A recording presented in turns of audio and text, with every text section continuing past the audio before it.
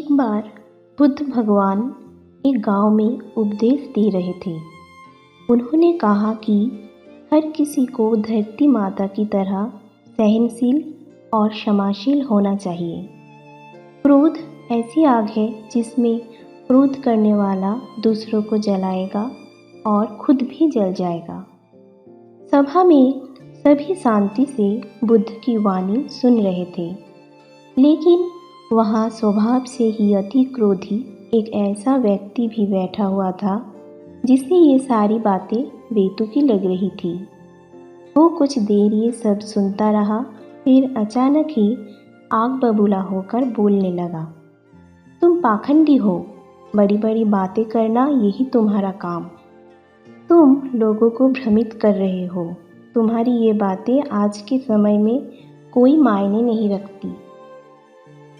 ऐसे कई कटु वाक्य सुनकर भी बुद्ध शांत रहे। उसके बातों से ना तो वो दुखी हुए, ना ही कोई प्रतिक्रिया दी। ये देखकर वो व्यक्ति और भी क्रोधित हो गया और उसने बुद्ध के मुंह पर थूक कर वहाँ से चला गया। अगले दिन जब उस व्यक्ति का क्रोध शांत हुआ तो उसे अपने बुरे व्यवहार के कारण पछतावे की आग में जलने लगा और वो उन्हें ढूंढते हुए उसी स्थान पर पहुंचा, पर बुद्ध वहां नहीं मिले। वो अपने शिष्य के साथ पास वाले एक अन्य गांव में निकल चुके थे।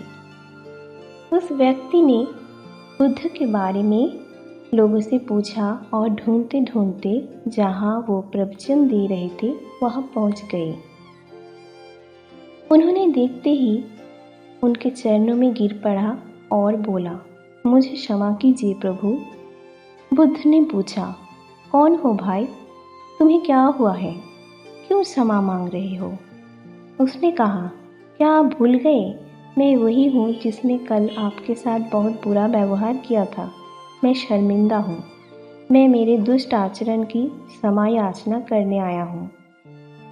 भगवान बुद्ध ने प्रेम पूर्वक कहा, बीता हुआ कल तो मैं वही छोड़कर आ गया और तुम अभी भी वही अटके हुए हो। तुम्हें अपनी गलती का आभास हो गया, तुम्हें पश्चाताप कर लिया। तुम निर्मल हो चुके हो। अब तुम आज में प्रवेश करो। बुरी बातें और बुरी घटनाएं याद करने से वर्तमान और भविष्य दोनों बिगड़ जाते हैं। बीते हुए कल के कारण आज को मत बिगाड़ो। उस व्यक्ति के सारा बोझ उतर गया। उसने भगवान बुद्ध के चरणों में पड़कर क्रोध त्याग कर क्षमाशीलता का संकल्प लिया। बुद्ध ने उसके मस्तिष्क पर अपना आशीष का हाथ रखा। उस दिन से उसमें परिवर्तन आ गया और उसके जीवन में सत्य, प्रेम और करुणा की धारा बहने लगी। तो दोस्तों, बहुत बार हम पास्ट में किए गए किसी गलती के बारे में सोचकर बार बार दुखी होते हैं और खुद को कोसते हैं। हमें ऐसा कभी भी नहीं करना चाहिए।